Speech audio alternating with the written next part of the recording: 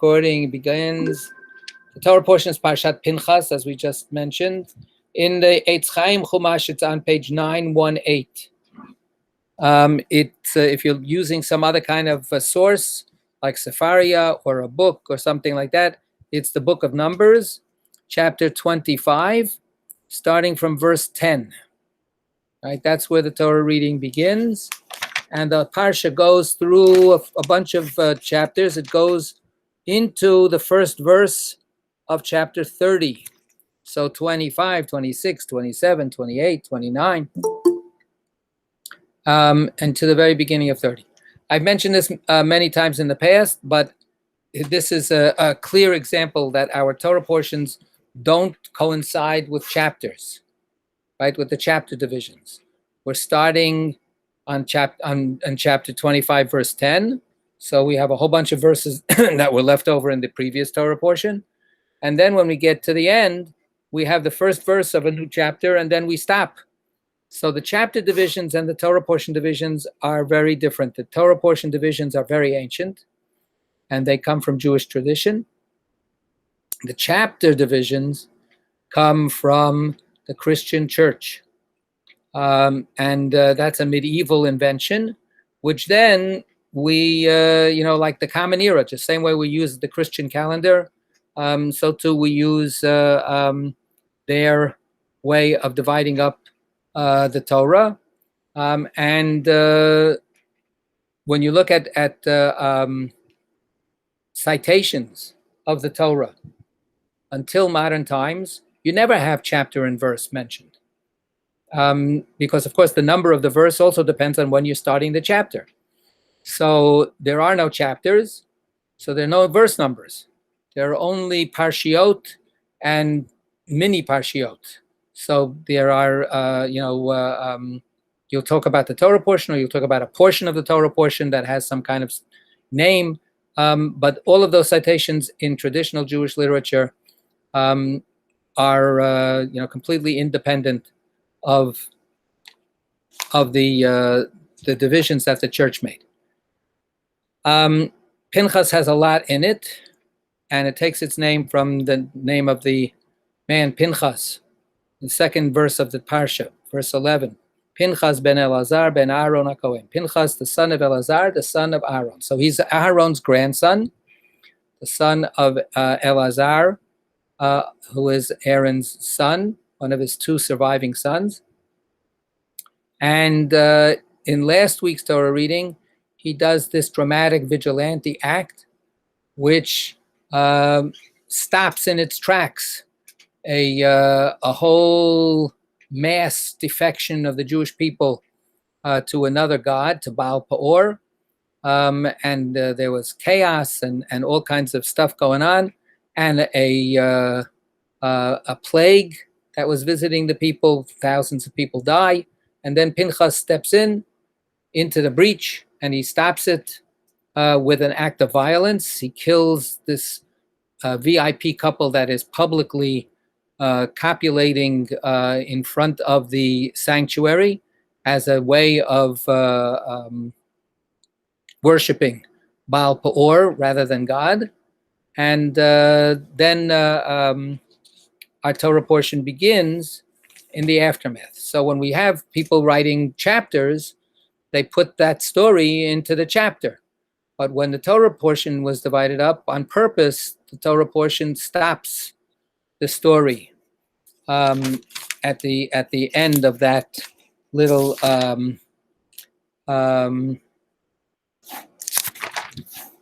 event. I'm coming back to the end of it is on 908, and the last verse of last week's Torah portion is Vayu Ameitim B'Magefa Arba'a V'Yesrim Elef, and those that died in this plague were 24,000 people. 24,000 people. Actually, more people than died at the Golden Calf episode. So this was like a pretty horrific situation, and the Magifa, the plague, is stopped by Pinchas, and now we have God's response to what's going to be happening with Pinchas. So that's the beginning of the Torah portion. the people that were involved with instigating that idolatrous campaign, we mentioned it briefly last time, were from Midian. So we have this very painful situation where we have a very good history with Midian, with Yitro, who's Moses' father-in-law, and now we have a very terrible, catastrophic encounter with Midian, where Midian almost destroyed us. So we have a whole recognition that we have a conflict with Midian, and then starting with chapter 26, we get into this long census, right? And this is this recounting of the Jewish people, and it is in parallel to the first census, which opens the book of Numbers. That's why the book of Numbers is called the book of Numbers, because it's all about numbering the children of Israel. The first census was taken right before the children of Israel started their trek leaving Mount Sinai. And this is 39 years later, approximately. They're on the banks of the Jordan. They're about to enter into almost the banks. And they have to enter the land of Israel. And now it's a new beginning. So we have a new census. So that's the whole, going through pages and pages of the numbers as they get recorded from each tribe. And then we have the idea that according to that census, we will also have a division of the promised land. So each tribe gets its share, and it's going to be based on bigger tribes will get a bigger chunk of land, and smaller tribes will get a smaller chunk of land. And that's where, what Geraldine mentioned a few moments ago, that's when the daughters of Tzlafchad step up. So that's that famous setting where they say, wait a second, according to this system, we're not getting anything. We want to be included in the inheritance of land in the land of Israel. Moses is taken aback. He has to go consult with God. God says to Moses, they're right. And that's the emendation of the Torah by their demand. Finally, the rest of the Torah portion, starting with chapter 28, is the long series of descriptions of the sacrificial system for the calendar. So it has the sacrifices for the daily sacrifices, and it has the sacrifices for the weekly sacrifices on Shabbat. Then it has the monthly sacrifices. This is what I wrote about a little bit in the Torah Sparks. Then after that, it goes through all of the major holidays: Pesach, Shavuot, Sukkot, Rosh Hashanah, and Yom Kippur. And with Sukkot, also Shmini Atzeret. All of those holidays are discussed with details of all of their special sacrifices. And that reading becomes a basic reading that we use for Rosh Chodesh and for the New Moon, and for the holidays. Whenever they come out, we're always reading from these paragraphs. That's the whole Torah reading. So it goes from a very, very shocking, dramatic story, and then it goes into some very kind of like humdrum sections of numbers and lists and so on. And then at the end, sacrifices, how many cows, how many goats, how many this. So there's a lot of pretty undramatic stuff interspersed with the dramatic stories of Pinchas and the dramatic story of the daughters of Tzlafchad. Oh, and there's one other episode, which is the choosing of Joshua officially to be the leader after Moses will die. Moses is told by God, "That's it, your time is up," and we have that very poignant story that is very touching, I think. So that's what we got. If somebody has a particular piece of this that they want to grab onto, Sarita has the first hand up. Go ahead. Okay. I don't know that we need to spend the whole time. I'm just was struck by the fact that in the end of Balak, Pinchas, it indicates that just that he stabs this the Israelite and the woman, these unnamed people, And then here, in this, we have a chapter in verse 14 Right. and 15, they actually get named. Yeah. And I find that really interesting because, who gets named in the Torah and who doesn't, I think is, Right. is an interesting thing. So I was very struck with that why, trying to think about why they would have been named so explicitly here. Right. Alan. To follow up on that, so I noticed that as well. It's two interesting things about that. One, the male that was named was from the tribe of Shimon. Shimon and Levi famously in Bereshit fought against the people that went against Dinah. And so here's kind of the opposite of that. And so it's interesting that Levi and Shimon took opposite sides of the situation. And what was this guy from Shimon doing? He was consorting, I'll use that word as opposed to another, with the daughter of a chieftain of Midian, which is what what Moshe does. So there's a little bit more nuance than just we killed the bad guys. Right. So it becomes intriguing to see these kinds of parallels or reverse parallels as they may be. Right. I think that's part, I think, of what that little, that information is like a dig, right? There's a certain pointedness to it if you think about it, right? And the idea that he is, before we get to which tribe, the guy is a VIP. The guy is a macher, right? So that's the first part of this, telling us that is meant to shake us a little bit and shake us up. And then we know that he happens to be from the tribe of Shimon. So what Alan is saying is that Shimon has this kind of like very questionable pedigree. And they haven't really acquitted themselves very well in Jewish history. If we look at the census, right? Let's look at the census for a second.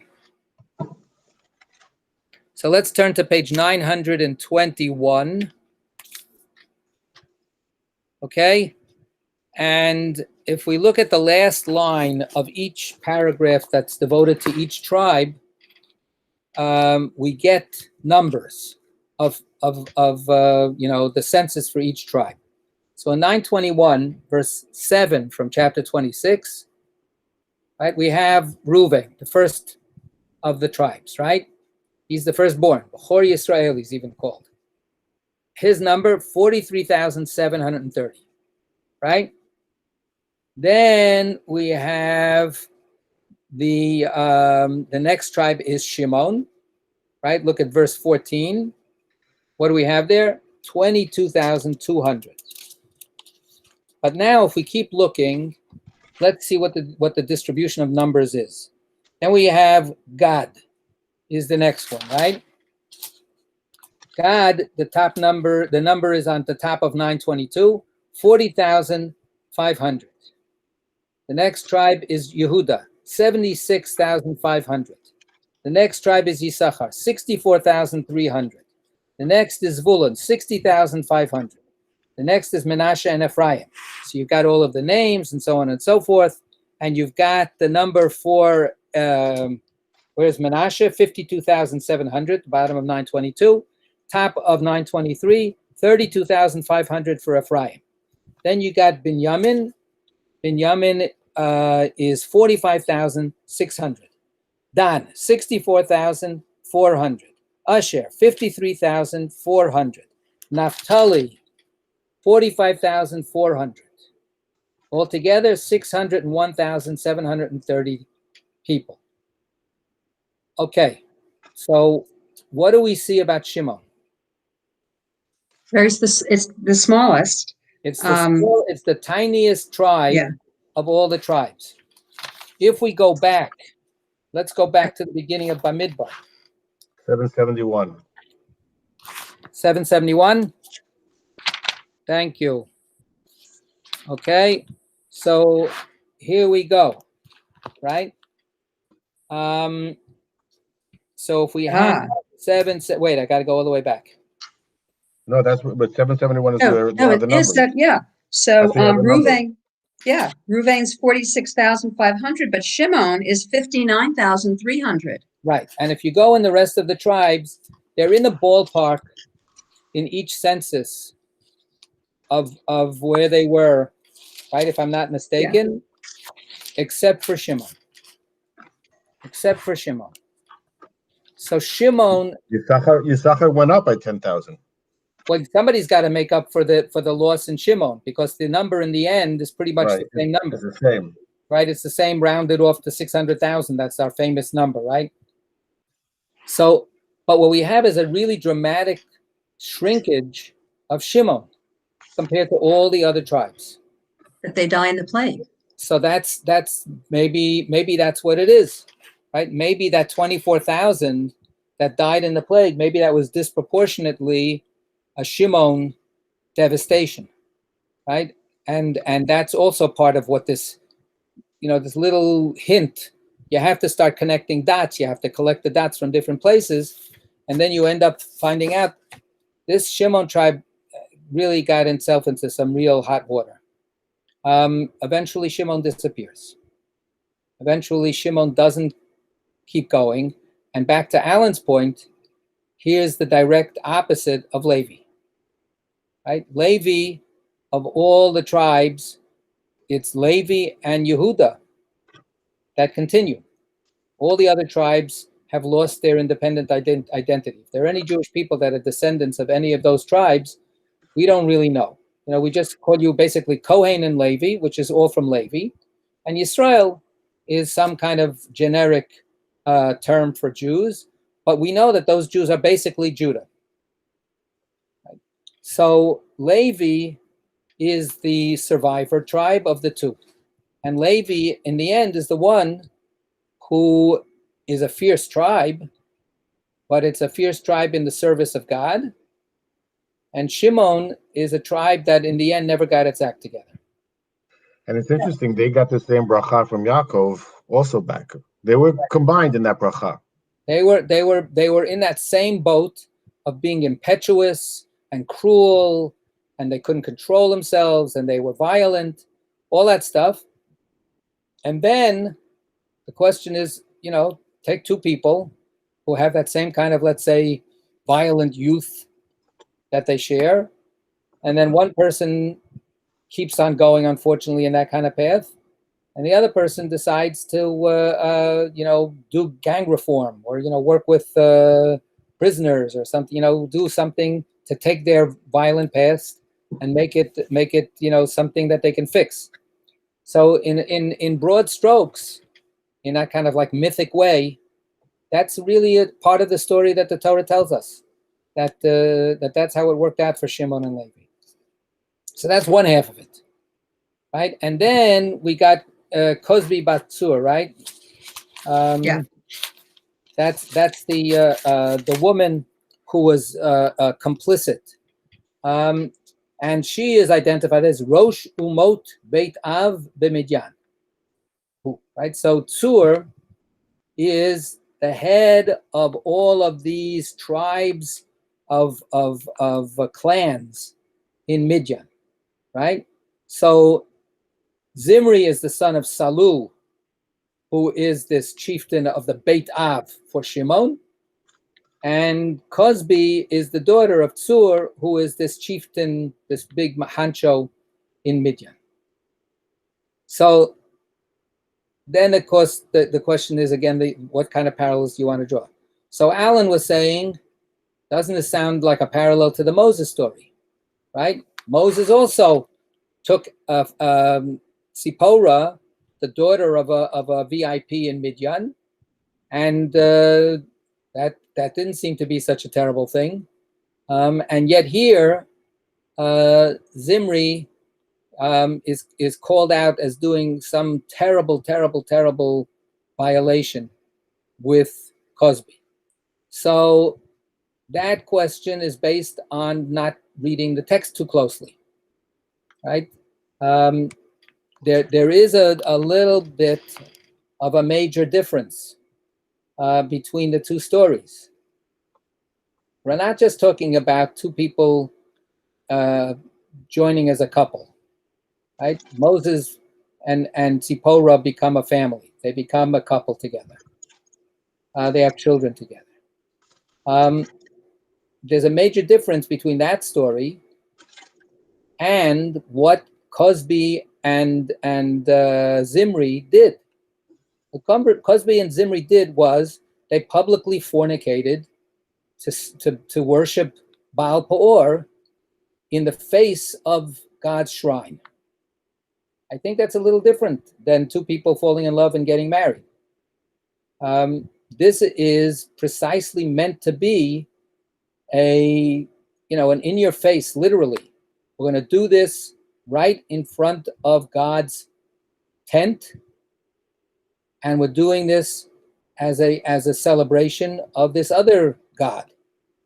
So, I mean, this is quite brazen and quite explicit in a challenge to God and in a challenge to to the whole story of what the children of Israel are supposed to be about. When it comes to Moses and Zipporah, it's really a ho-hum story in terms of the interfaith quote-unquote marriage, because it's not an interfaith marriage. Zipporah, in the end, joins the Jewish people. She's brought with her by her father to come and join Israel, and she stays with Israel supposedly. And even back when she was at home, she's the one who circumcises her own son as a mark of Jewish loyalty to God. So to use a kind of anachronistic way of putting it, but nevertheless, that's clearly what it's meant to be. She saves Moses' life or whatever, however that mysterious story is going to be meant to be understood. But she's joining her destiny with Moses on behalf of Israel, on behalf of the Jewish people. Here, it's the exact opposite, right? So it's a parallelism, which is, again, a kind of an opposite parallelism. Zimri is joining his destiny with this Midianite princess, or whatever we're going to call her, and throwing his lot in with her God. And that's not acceptable in the Torah, right? So the Torah is not pro-choice in that way. The way it reads, Zimri is clearly the instigator. Well, Zimri is showing the Israelites that this is Brought okay. her over, right? He brings her over. This is the idea that Zimri is the gang leader to say, we're going to break this God obsession. I'm going to show that we're going to be we're celebrating Baal Peor. So yes, he's leading the way, which is meant to be an adoption of an alien worship. So yeah, he's definitely fully responsible, and he gets it. He gets it in a very dramatic way. But notice that we have almost not really talked about this week's Torah portion. I mean, we sort of have, but Zimri and Cosby are mentioned here. They basically, did whatever they did back then, and then we have that's the lead-in to God saying to Moses, "These Midianites, we've got a problem with these Midianites, right?" So Cosby represents the danger of the Midianite people, and again mentioning al dvar Peor, because of the Peor matter. So that's that part.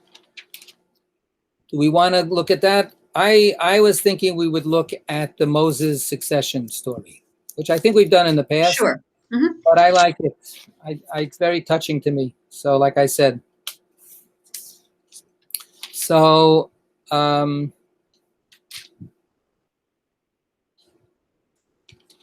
that begins on page 928.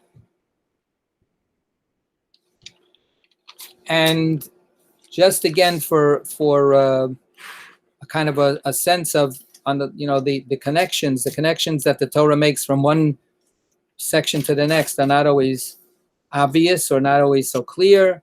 They don't flow so smoothly. But there is a little bit of a connection here that we can see, because what we have here before we get to the Moses story is the daughters of Tzlov story, and it's about inheritance, right? It's about the next generation.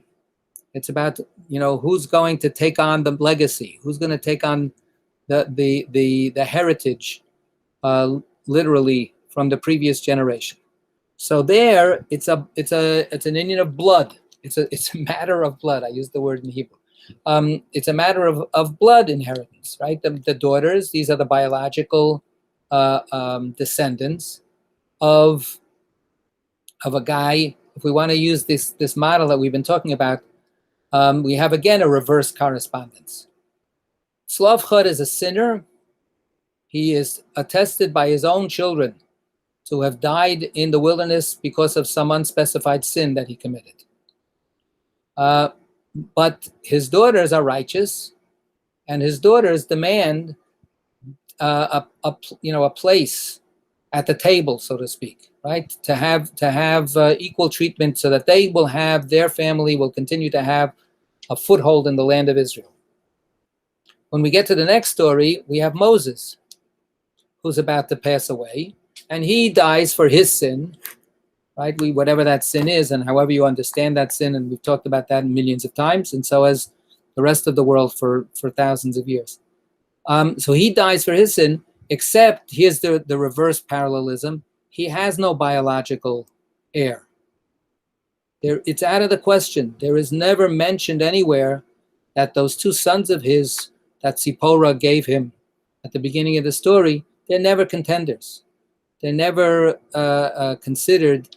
We know nothing about them, and they're never a possibility, apparently, to be mentioned in the story as people who will follow in Moses' footsteps. Aaron has a tragedy. 2 of his sons die, but the other 2 sons are the future. They are the priests, and they are the founders of the priestly dynasty that continues to this very day. Moses has no such continuation. Moses is Moses, and there is no one from Moses' lineage that is recognized as stepping into his shoes. So that's this kind of like really also a reverse and very sad kind of situation that we have. So now we're on 928. 928, the top of the page, verse 12. Would somebody like to read for us, please? I'll read. Thank you. I'll read. Good. The Lord said to Moses, ascend these heights of Abarim and view the land that I have given to the Israelite people. When you have seen it, you too shall be gathered to your kin, just as your brother Aaron was. For in the wilderness of Zin, when the community was contentious, you disobeyed my command, to hold my sanctity in their sight by means of the water. Those are the waters of Meribah Kadesh in the wilderness of Zin. Moses spoke to the Lord, saying, just for a half a second till we get to Moses' response. So this is God preparing Moses. He reminds him that at a previous stop in this long journey, he failed. He failed God. He was supposed to sanctify God's name in amongst the people of Israel, and he didn't do it, and therefore that death sentence was passed all the way back then, and God says now it's time to put it into effect. So go, and what does God say? What is Moses supposed to do? Supposed to view the land, right? But that he won't be able to enter. So yeah. I think we should ask ourselves, what is the purpose of that instruction? What's supposed to happen for Moses to go up this mountain, which is right? I say, it's right on the border. It's right on the banks of the Jordan. He's going to be able to look over into the other side and see where he will not be able to go, right? And then he's going to die. So how do we understand this instruction by God? What's the point? So you can view it in 2 ways. One, it's Moses, you're going to be seeing the land that you can't enter. But the other way to see it is that you're going to see the land that the people are going to be entering. I've kept my promise.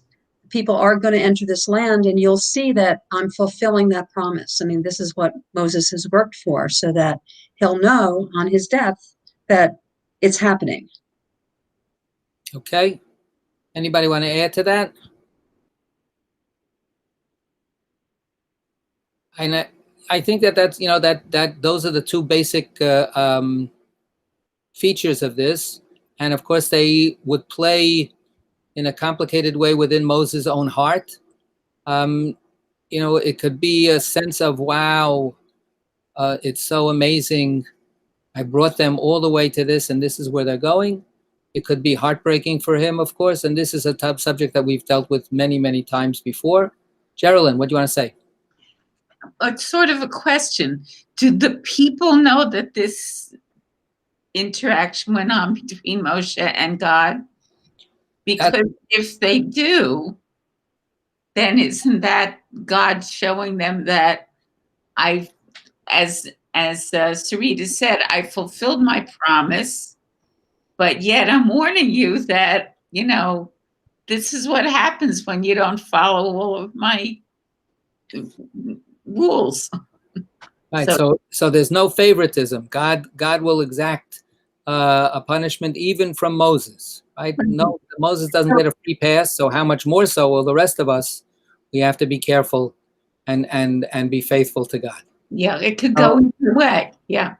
So that how much do they know at this moment is a good question. I don't have an answer to that. Later on, Moses makes this announcement, and right here, we're going to have a public,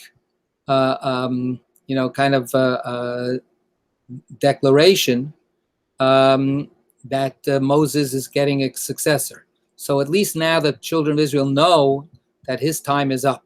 Mm-hmm. Do they draw those conclusions, like you said? Do they hear when God told Moses, back in wherever it was, I forgot already, that a couple of weeks ago, that Moses was not going into the land with Aaron. Did they hear that also? Was that kept a secret? Right now, I don't recall, what had the answer to that. So I don't know. But here, let's keep it as for a second. I mean, that question that you're bringing up will lead us into the next part. Right now, let's think of it as that kind of personal, intimate moment that only God and Moses are participating in. So, yeah, hold on a second. Okay. So in the Hebrew, there's a little feature maybe to be mentioned, right? It says, ascend these heights of Avarim and view the land that I have given to the Israelite people. That's verse 12, right? In the Hebrew, the word view is ure'eh, see, right? See the land. And then verse 13 says, Vera'ita ota v'ne'esafta elamecha, right? Gamata kasher ne'esafa aron achicha. And when you have seen it, and then in seeing it, in seeing the land, then you will be gathered to your kin. Just as Aaron was gathered to his kin or to his people, right? So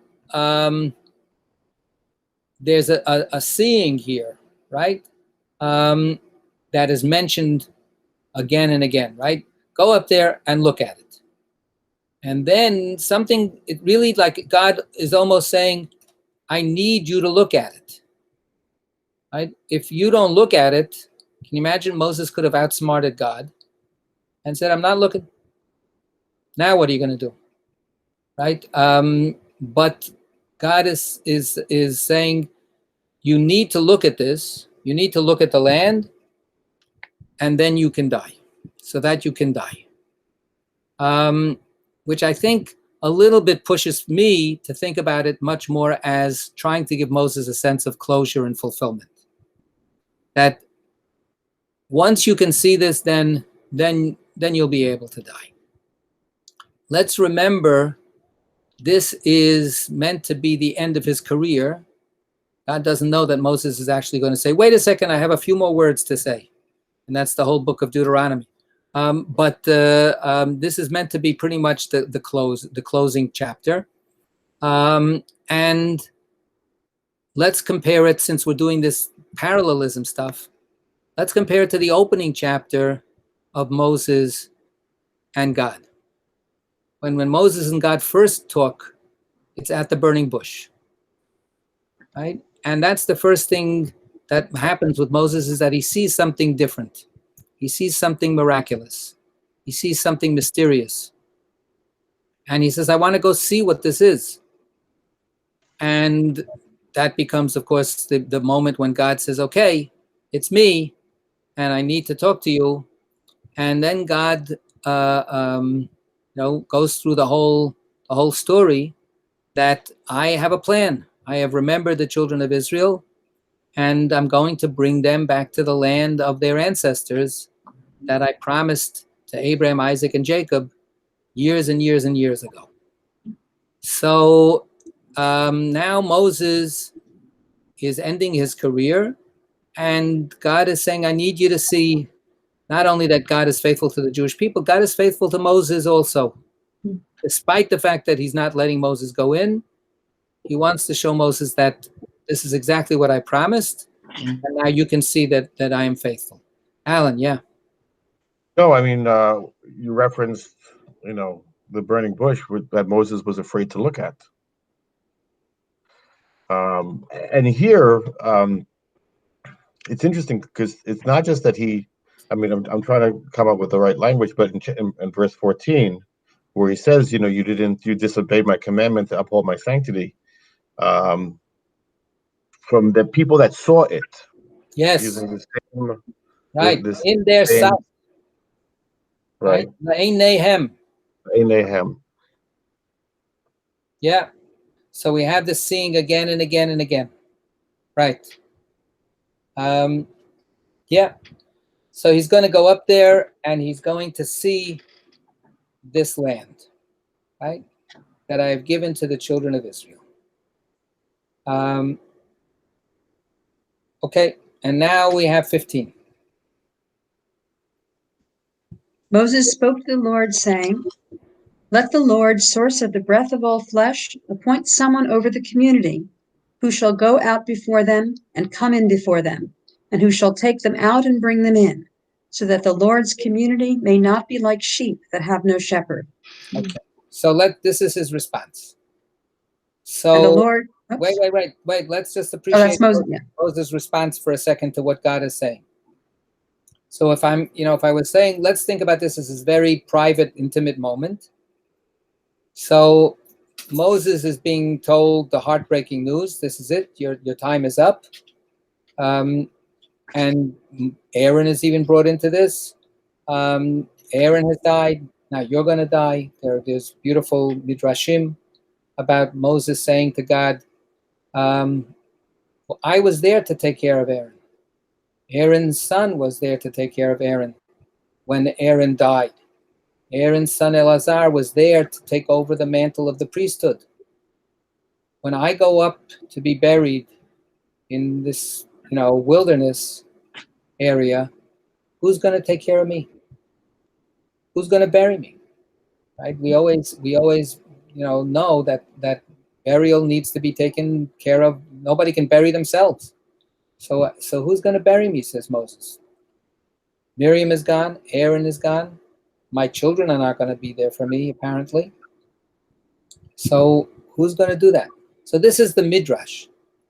And in a certain sense, of course, that there's a profound truth to that kind of response, but that's not at all the response that we have in the Torah.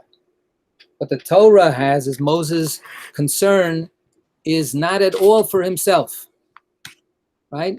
He turns right back to God and says, but what about the children of Israel? Who's gonna lead them?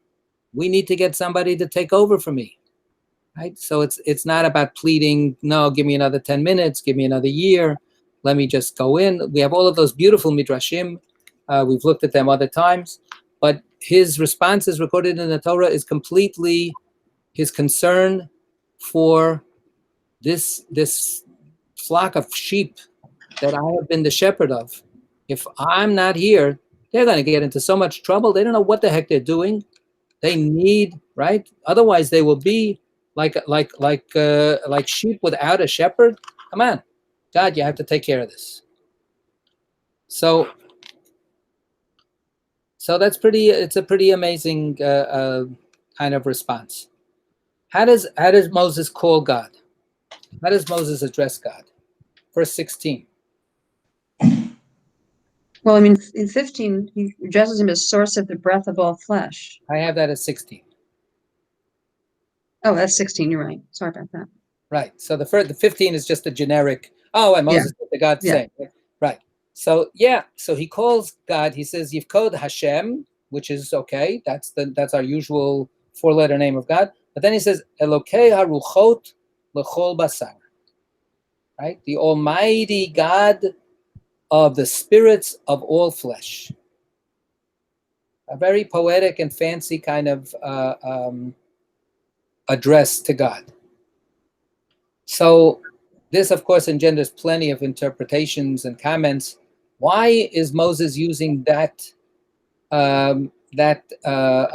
phrase as a way of talking to God?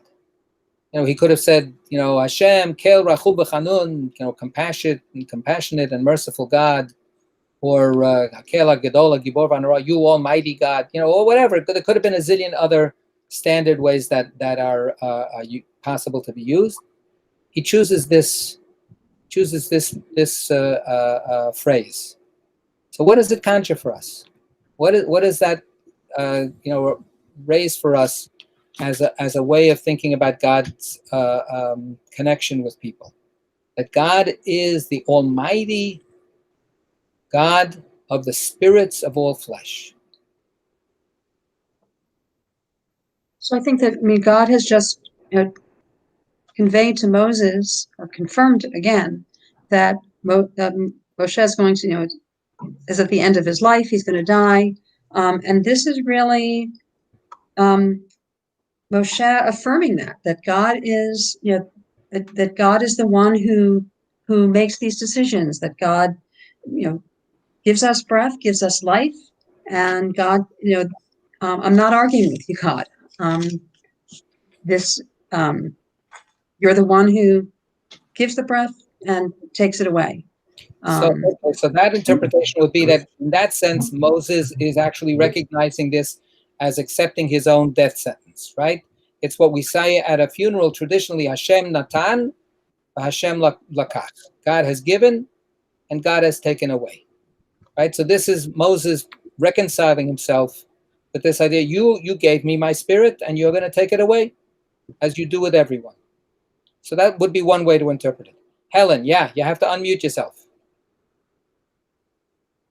At the bottom of your screen, the white bar should come up, and then the picture of a microphone with a slash in it, and then you're going to click that, and you're going to unmute yourself that way. The microphone will start working. Yes? Yeah, you did it. Oh no, you just undid it. Yes. That's it. Now you made yourself mute again. Don't hit it twice. Just hit it once. One time. You did it. You can do it again. Yes. Don't touch it. Now just talk. I had a feeling of great loneliness in what Moses was saying, that he has God there for him, if no one else, but God will be there for him. And I kind of get a kind of comfort for him for that. So it's not so much the taking away of the God of his spirit, but God, you are the God of my spirit always. There's such loneliness in the story. In many ways, there's such a Moses says, there is nobody for him, but God is there for him. Right. And in the Midrash, that's what God answers. God says, Aaron is not here, Miriam is not here, your kids are not here, I'm here. I'm going to personally bury you. I'm going to take care of you. So that's very much in keeping with that sense. Yes. But we still have to see this as a phrase that doesn't just say, you are my God. Moses is saying this in a big, broad, general statement. Right? You are the God of the spirits of every fleshly being. And by doing that, he is including people that he's including himself, so he's not alone. Right. So maybe he's including himself with other people too, not just being close to God. That's right, But exactly. he sees himself in terms of the phrase we had before. You will be gathered with your kin. You'll be gathered with your people. The literal words here is el amecha, with your people. So you will be brought together with all of them, right? You'll be welcomed. Your spirit will be welcomed with the spirits of everyone else. Yeah, could be. Now I'm going to ask you to mute yourself again, so that we won't get echoes, from me talking. Let's look back a few chapters, and let's turn to page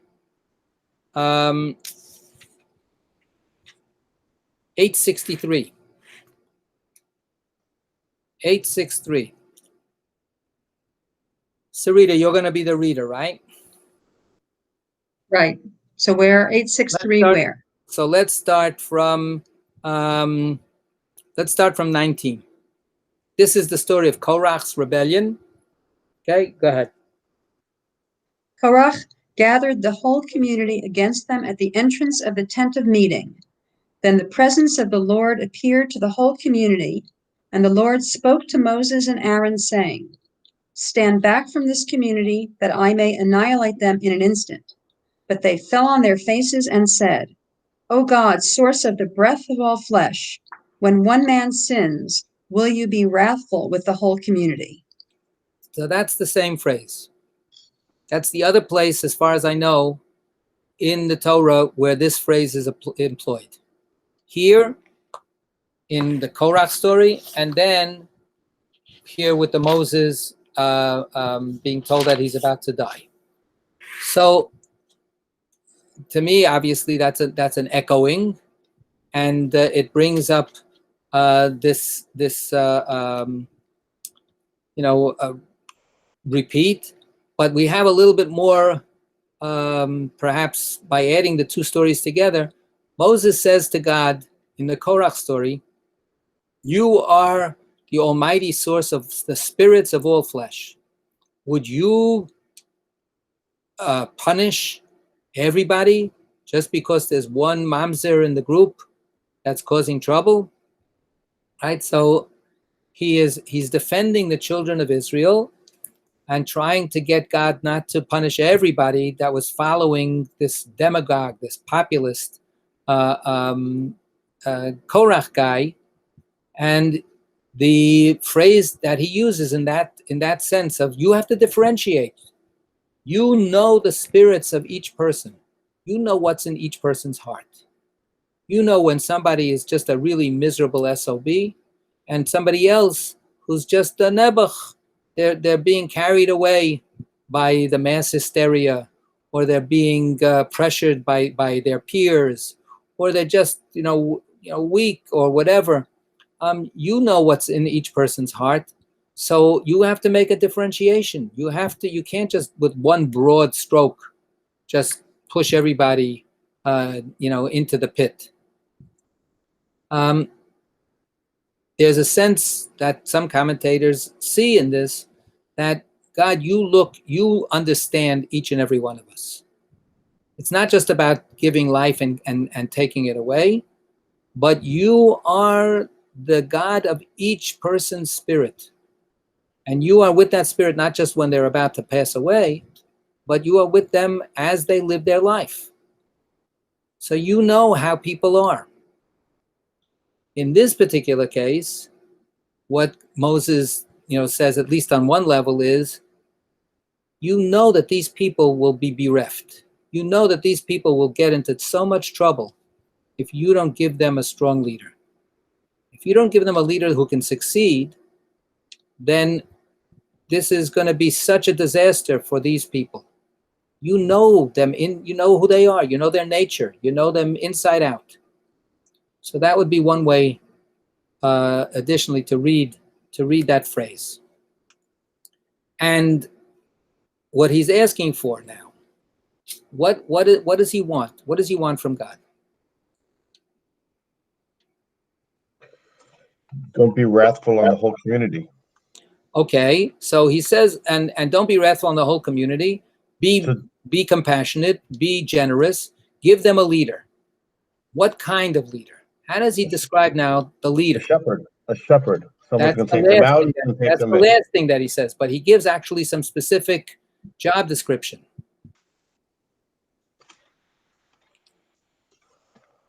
Verse 17.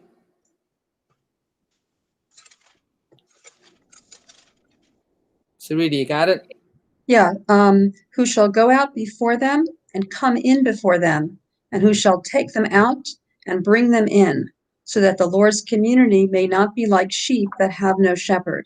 Okay, so the punchline is that these are sheep, they need a shepherd, they need a leader, but the way that he describes the leader is this twofold phraseology. And in the also Hebrew, right there with them, right? I mean, this isn't someone who's going to watch them from a distance. This is someone who's going to be right in the middle of that with them.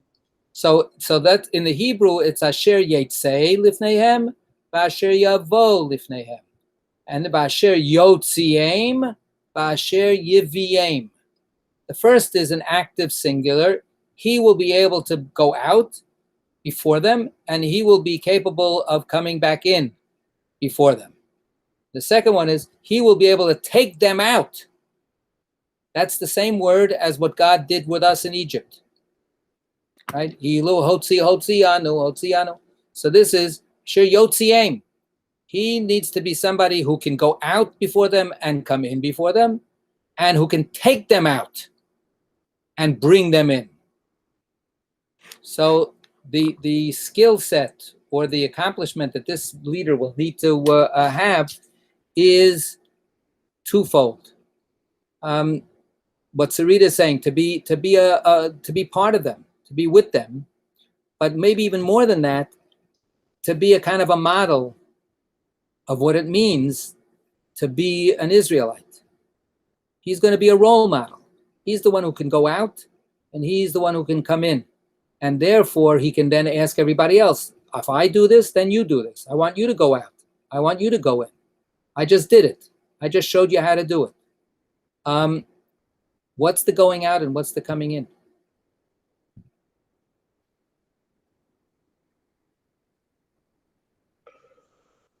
I guess the coming in is coming into Israel. We're going out of the, I think. The going out then is done already. The going out was actually what Moses did. Right? Moses took them out of Egypt, as the leader, in God's name. So but they're still in this cloud, right? They're still under this umbrella, this literal cloud of God of protection. They got to go out of the desert, out of this period of shelter, and into the land of Israel, which doesn't have the same shelter, which has other attributes. Okay, so that's on a broad level. The simplest level is go out of your tent and then bring them back. So it can be for any kind of challenge or job or errand or campaign. When I'm calling out, I need 3 volunteers to go out and dig the latrine in the northern corner of the camp. Can I get people to go out there? Right? Can I get people to leave their tent and go out? Remember, in the Korach story, he can't get Datan and Abiram to come out of their tent. Moses says, come on, we're going to have this contest, between you guys and me in front of God. And they said, leave us alone. We don't have to listen to you. So there's that. It also could be militarily, right? To muster the troops. Okay, everybody's going to have to go out to battle and then bring them back safely. Let them be able to come back to camp safely. We have this phrase also in our evening prayers every night. We say, Shmor tzeitenu uvavenu, l'chayim u'l'shalom ya'ata v'yad olam. Guard our going out and our coming back, our entry. Guard our leaving and our arriving. Right? L'chayim u'l'shalom, for life and for peace, forever.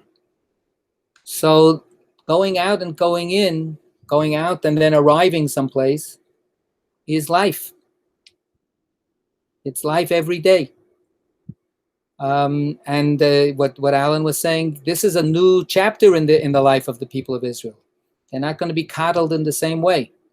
They're going to have to go out of this situation, this life stage, and enter a whole new challenging life stage. We need somebody who himself can do this, and then who can then inspire everybody else to do the same. And then God's answer is, I've got just the fellow, right? Why didn't I think of it before? No, so he says the search committee has come up with the right successor, and that's Yoshua ben Nun. And let's just look at the phrase. This is verse 18. Go ahead. And the Lord answered Moses, single out Yeshua, son of Nun, an inspired man, and lay your hand upon him. Have him stand. Wait, that's it. That's enough. We're not going to be able to go into the whole ceremony and everything. But how is Joshua described? Inspired. Inspired. In Hebrew, again, unfortunately, the English loses the parallelism. Ish asher ruach bo. Right? A man with spirit in him.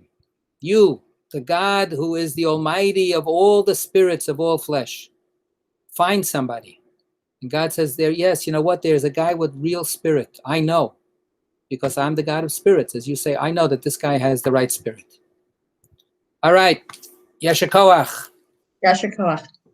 Shabbat shalom. Shabbat shalom. I'm going to stop the recording.